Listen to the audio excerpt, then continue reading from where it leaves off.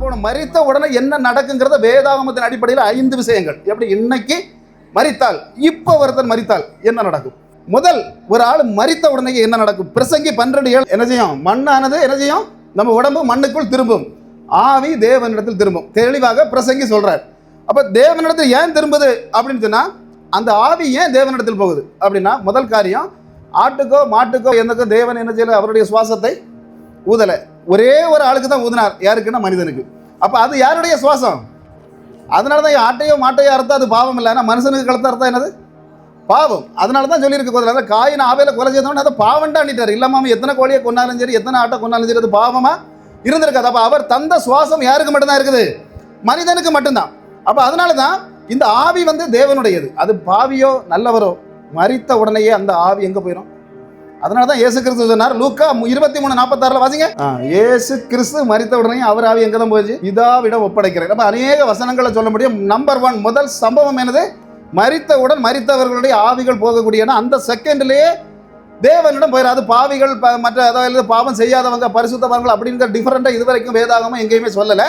அந்த ஆவி அவர் ஊதின ஆவி நிச்சயமாக பரிசுத்தமானது. அது பரிசுத்த இடத்துக்கு கண்டிப்பாக போயிடும், தேவனிடம் போயிடும். ரெண்டாவது சம்பவம், ரெண்டாவது இருக்கிறது ஆத்துமா. ஒரு மனுஷனுக்கு இருக்கிறது ஆவி, ஆத்துமா, சரீரம். இதுதான் நம்முடைய கிறிஸ்டியன்ஸ் பைபிள். அப்போ ரெண்டாவது இந்த ஆத்துமாவுடைய நிலைமை என்ன. இப்போ ஆவிங்கிறது தேவனால் ஊதப்பட்டது, அது தெளிவாக தெரியும். அப்போ ஆத்துமா அப்படின்னா என்னது அப்படின்னா, நம்முடைய உணர்வுகள், நம்முடைய சிந்தனைகள், நம்முடைய நிலைமைகள். நம்ம எதை நினைச்சாலும் இந்த ஆத்மாவில் என்ன செய்யலாம், இந்த இடத்துக்கு போகணும்னு நினைச்சா போகலாம், கூடாதுன்னு நினைச்சா போகாம இருக்கலாம். அப்போ இந்த ஆவியானது தேவனுடைய கண்ட்ரோல்ல தான் இருக்கும். அது எப்படின்னா, அந்த நடத்துல வேண்டாம் இவனை தூக்கிடுவான்னு சொன்னா உடனே தூக்கிடுவார் ஆண்டவர்.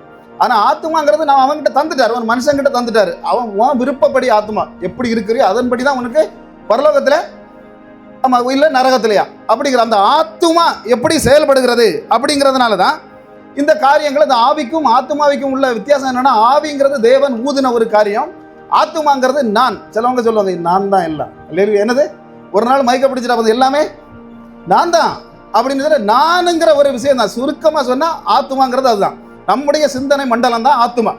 அப்ப இந்த ஆத்துமாவை, ஆத்துமா அதாவது மரித்த உடனேயே அதை கொண்டு போக தேவ தூதர்கள் வருவார்கள் போடுது. ரெண்டாவது சம்பவம், ஆத்துமா ஒரு மனிதன் மரித்தால் ஆத்துமாவை கொண்டு போவதற்காக லூக்கா 16:22 வாசிங்க. இப்போ அதுல ஒரு விஷயத்தை பார்க்கணும், 2 பேர் மரித்தாங்க. அவனுக்கு அந்த ஐஸ்வர்யவானுக்கு கொண்டு போறதுக்கு யார் வரல, தூதர்கள் வரல. இவனுக்கு யார் வந்தாங்கன்னு போட்டிருக்கு, வந்தாங்க கொண்டு போனாங்க. அப்ப தெளிவாக பரிசுத்தவான்களின் ஆத்துமாக்களை கொண்டு போறதுக்கு யார் வருவா அப்படின்னு தேவ தூதர்கள் வர்றாங்க. அது கண்டிப்பா நடக்கும். மரித்தவுடன் அந்த ஆத்துமாவை கொண்டு போறதுக்கு பரிசுத்தவானாக இருந்தால் நிச்சயமாக தனியா அந்த ஆத்துமா போகாது.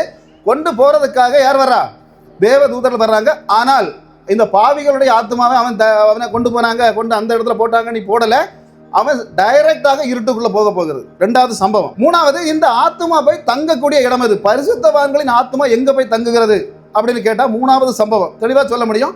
ஆபிரகாம் என்கிறவருடைய ஒரு ஆபிரகாமின் மடி. அப்ப ஆபிரகாமுக்கு மடின்னு சொன்னோன்னே அங்க ஆபிரகாம் இருப்பாரு, மடியை திறந்து வச்சுட்டு எல்லாரும் போய் அதுக்கு மடிக்க மேல ஏறி இருக்கலாம், அது இல்ல அர்த்தம்.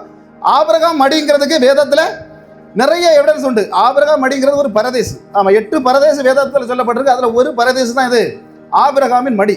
அப்ப அந்த ஆபிரகாம் மடி, ஆபிரகாம் கூட எங்க இருக்கிறாருங்கிறது வேதாகமத்தில் சொல்லப்பட்டிருக்கு. அவர் மரணம் அடைந்து தன் பிதாக்களோடு சேர்க்கப்பட்டான் அப்படின்னு போட்டிருக்கு. வேதாகமத்தில் எப்படி போட்டிருக்கா, தன் பிதாக்களோட ஆபிரகாம் எங்க பட்டாராம், சேர்க்கப்பட்டார். அப்படி சேர்க்கப்பட்டார்னு சொன்னோன்னா நாம இப்ப நினைப்போம், ஒரு கல்லறையில கொண்டு அடக்கம் பண்ணிருப்பாங்களா இருக்கு. அந்த கல்லறையில ஏற்கனவே பல பேர் அடக்கம் பண்ணிருக்குமாருங்க. அதனால அவங்க அப்படிதான் நம்ம நினைப்போம், அவனுடைய முற்பிதாக்களோடு சேர்க்கப்பட்ட. இப்ப நான் என்னுடைய முற்பிதாக்களோடு சேர்க்கப்பட்டேன்னா எங்க அப்பா எங்க தாத்தாவுடைய கல்லறை இருக்க இடத்துல கொண்டு என்னை அடக்கம் பண்ணிட்டாங்க, அதுதான் அப்படி போட்டிருக்கு அப்படின்ட்டு. அப்படி இல்லை. அது ஏன் அப்படி சொல்றேன்னா, ஆபிரகாம் மக்பேலா குகையில தான் அடக்கம் பண்ணப்பட்டான். இந்த மக்பேலா குகையில் இவனுடைய மூதாதையர், இவனுடைய மனைவியை முதல்ல அடக்குனாங்க. ஆனா அவனுடைய மூதாதையர் யாரையுமே எங்க அடக்கம் பண்ணல, வாங்கல. ஏன்னா இவர் தான் விலைக்கே வாங்கினார். அதை அவங்க கையில இருந்து விலைக்கு வாங்கினது இவர் தான் வாங்கினார். ஈசாக்கும் இஸ்மவேலும் அவரை அடக்கம் பண்ணினாங்க. 2 குரூப் அப்படித்தானே, ஒருத்தன் வாக்குத்தத்த பரம்பரை, இன்னொன்னு பிசாசு பரம்பரை. ஆமா, அந்த பிசாசுக்கு வேதாகமத்தில் நீங்க பாத்தீங்கன்னா தெரியும், 2 பேருக்கு தான் சாபம். ஒன்று யாருக்கு, சர்ப்பத்துக்கு, எப்படி உன்வித்துக்கும், ஆமா ஒன்று. ரெண்டாவது இன்னொருத்தனுக்கு சாபம் எதுன்னா இஸ்மவேலுக்கு, நீ என்னைக்கும் துஷ்டனா இருப்பாய், நீ தேவ பிள்ளைகளுக்கு எதிராக தான் இருப்பான். அவன் இன்னைக்கும் துஷ்ட வேலை தான் செய்துட்டு இருக்கான். அதனால தான் இப்படிப்பட்ட கேள்விகளை கேட்கறது, கேட்டு பைபிள் பொய், ஒரே ஏமாத்து. ஈசாவும் இயேசுவும் ஒன்று. ஹல்லேலூயா. இயேசு சாகலை, அப்படியே தூக்கி கொண்டு போகப்பட்டார், மரிக்கலை, சிலுவைங்கிறது பொய். ஒரு எவிடன்ஸ் கிடையாது. அல்லேலூயா. அதை தான் நானே கேட்டேன் ஒருத்தட்ட, கொண்டு போனப்பட்டான்னு சொல்கிறேன். நாங்கள் வந்து அவர் மரித்து அடக்கம் பண்ணப்பட்டாருங்கிறது எவிடன்ஸ் இன்றைக்கும் வைக்கிறோம். நாங்கள் கல்லறை இருக்குது, அது அவரை அறைந்த சிலுவை இருக்குது, அவர் எங்கே அரைஞ்சாங்கன்னு எவிடன்ஸோட வைக்கிறேன். மறு பதில் சொல்ல முடியல. ஏன்னு சொன்னால் அது நடக்காது. அல்லேலூயா. இது பிசாசு கூட்டம். இப்போ ஆபிரகாம் அந்த இடத்துல மக்பேலா குகையில் கொண்டு சேர்க்கப்பட்டான். அதாவது எங்கே கொண்டு சேர்க்கப்பட்டான்? தன் ஜனத்தாரோடு சேர்க்கப்பட்டான் அப்படின்னு சொன்னால், அந்த மக்பேலா குகையை நான் திரும்ப எடுத்து பார்க்கும்போது 6 பேரை தான் அங்கே அடக்கம் பண்ணியிருந்தாங்க. அதில் யாரெல்லாம் பார்த்தா, ஒன்று சாராள், இன்னொன்று ஆபிரகாம், ஈசாக்கு, ரெபேக்காள், லேயாள், யாக்கோபு. நான் வேதாகமத்தை தொடர்ந்து பார்த்தேன். இதில் வேற யாரெல்லாம் அடக்கம் பண்ணியிருக்காங்க? 6 பேர் தான் அடக்கம் பண்ணியிருக்காங்க. ஆனால் இதில் அடக்கம் பண்ணப்பட்டவர்களுக்கும் அவர்கள் மரிக்கும் போது தன்னுடைய மூதாதையரோடு சேர்த்து கொள்ளப்பட்டார்கள் இருக்கு. ஆனால் மோசேயும் ஆரோனும் மரிக்கும் போது அதில் எழுதி வச்சிருக்கு, தன் ஜனத்தாரோடு சேர்த்து கொள்ளப்பட்டார்கள். மோசே எங்கே அடக்கம் பண்ணியிருக்கான்னு யாருக்கும் தெரியாது. ஆரோன் இன்ன இடத்துல தான் அடக்கம் பண்ணப்பட்டான், அவன் மலைக்கு மேலே அடக்கம் பண்ணப்பட்டான். அப்போ ஒருத்தரும் ஆபிரகாமுக்கு கூட இவங்க எல்லாம் அடக்கம் பண்ணப்பட்டவங்க கிடையாது. அப்போ என்ன அர்த்தம்? கல்லறைக்குள்ள கொண்டு வச்சதுனால போடலைங்க, இவங்க எல்லாம் மேலே இருக்கக்கூடிய ஒரு பரதேசு உண்டு. அல்லேலூயா. அப்போ இந்த பரதேசுக்குள்ள தான் யார் போறா? அதாவது அதான் சிலுவையில் கல்லன்கிட்ட இயேசு சொன்னார், இன்று என்னோடு பரதேசில் இருப்பாய், நாளை இருப்பா, நாளை மறுத்த நாள் இருப்பா, அடுத்த கிறிஸ்துமஸுக்கு இருப்பா, ஈஸ்டருக்கு இருப்பான்னு சொல்லலை.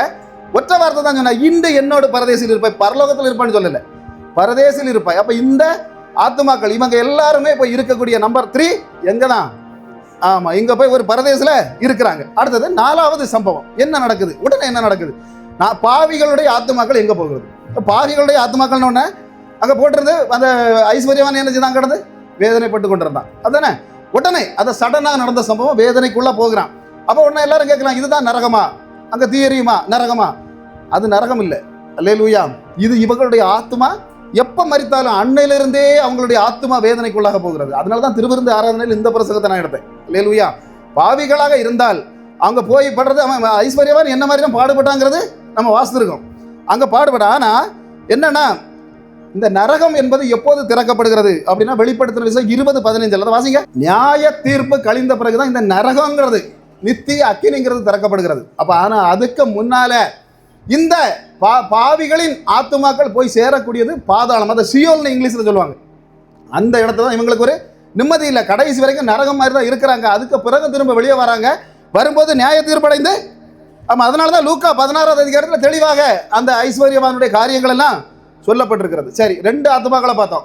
எந்த ஆத்மாக்கள்னா, ஒன்று பாவிகள், இன்னொன்று பரிசுத்தவான்கள். பரிசுத்தவான்கள் எங்கே இருப்பாங்கிறது தெரியும், பாவிகள் எங்கே இருக்காங்கிறது தெரியும். இன்னொரு ஆத்துமாக்களை வேதாகமும் சொல்லுது. தெரியுமா எந்த ஆத்துமாக்கள்? வேதத்தில் உள்ள ரகசியங்களை பார்க்கும்படிக்கு என் கண்களை நீர் திறக்கணும். நீர் திறந்தால் தான் அந்த விஷயங்கள் எல்லாம் தெரிய வரும். அல்லேலூயா. அப்போ அந்த 3வது கூட்டம் என்ன அப்படின்னு கேட்டால், வெளிப்படுத்தின விசேஷம் 6:9 வாசிங்க. எங்கே இருக்காங்க இவங்க?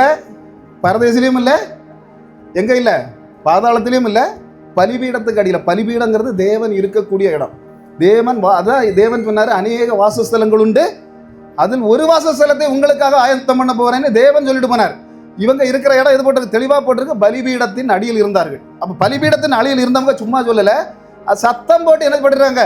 கூப்பிட்டு இருக்காங்க. எப்படி கூப்பிடுறாங்கிறது அடுத்த வசனத்திலே சொல்லப்பட்டிருக்கிற, இந்த பூமியில் உள்ளவர்களிடத்தில் எங்கள் இரத்தத்தை குறித்து நீர் எது வரைக்கும் நியாய தீர்ப்பு செய்யாமல் இருப்பீர். அவங்க கேட்குற கொஸ்டின் என்னது? இங்கே இருக்கவங்க எல்லாம் அங்கே எங்களுக்காக வேண்டிக் கொள்ளும். எப்படி? எங்களுக்காக மரித்து போன ஒவ்வொருத்தர்கிட்டையும் போய் கேட்கக்கூடிய கேள்வி என்னது? தோமையாரை எங்களுக்காக வேண்டிக் கொள்ளும், மற்றவரை எங்களுக்காக வேண்டிக் கொள்ளும், மிக்கேலை எங்களுக்காக. ஆனால் எல்லாரும் என்ன கேட்டுட்டு இருக்காங்க? அங்கே இருந்துக்கிட்டு, இவங்களை எப்போது நீர் பழிவாங்க போகிறீர்? அப்போ என்னதான்? அதுதான் வேதத்தின் ரகசியங்களை தெரியறதுக்கு கண்கள் திறக்கப்படணும்னு சொல்றது. அப்போ எந்த ஒரு மரித்த பரிசுத்தவான்கள்ட்ட நம்ம வேண்டுறதுனால அவங்க நேரம் ஆப்போசிட்டாக தான் ஆண்டவர்கிட்ட கேட்குறாங்க. யாருமே அவங்க கிட்ட என்ன ஒரு விஷயம் சொல்லப்படுது? அவங்களுக்கு வெளிப்படுத்தல் 6:11 வாசிங்க.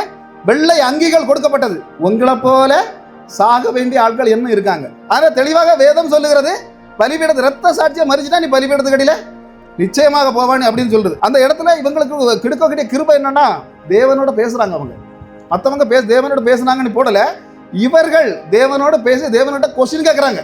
அந்த அளவு பவர் யாருக்கு கொடுக்கப்பட்டிருக்கிறது? அது ஒரு பாக்கியம். அல்லேலூயா. அது ஒரு பாக்கியம். இரத்த சாட்சிகளாக மரிக்கிறது வந்து ஒரு பாக்கியம். பாருங்க, இன்னைக்கு 3 விதமான பாவிகளுடைய ஆத்துமாக்கள் என்ன செய்கிறது? பரிசுத்தவான்களுடைய ஆத்துமாக்கள் என்ன செய்கிறது? இரத்த சாட்சிகளுடைய ஆத்துமாக்கள். பைபிள்ல இல்லாதது எங்கேயும் இல்லைங்கிறேன். பைபிள்ல இல்லாத விடைகளை நீ இந்த உலகத்துல எங்கேயுமே தேடி கண்டுபிடிக்க முடியாது. இந்த வேதாகமத்துல என்ன நடக்கும், மனிதன் மரித்தா என்ன ஆகும், அதுக்கப்புறம் உலக தோற்றம் முதல் முடிவது வரைக்கும் தெளிவாக எழுதப்பட்டிருக்கிற ஒரு புஸ்தகம்னா இந்த புஸ்தகத்தை தவிர இன்னொரு புஸ்தகத்தை யாராலையும் காட்ட முடியாது.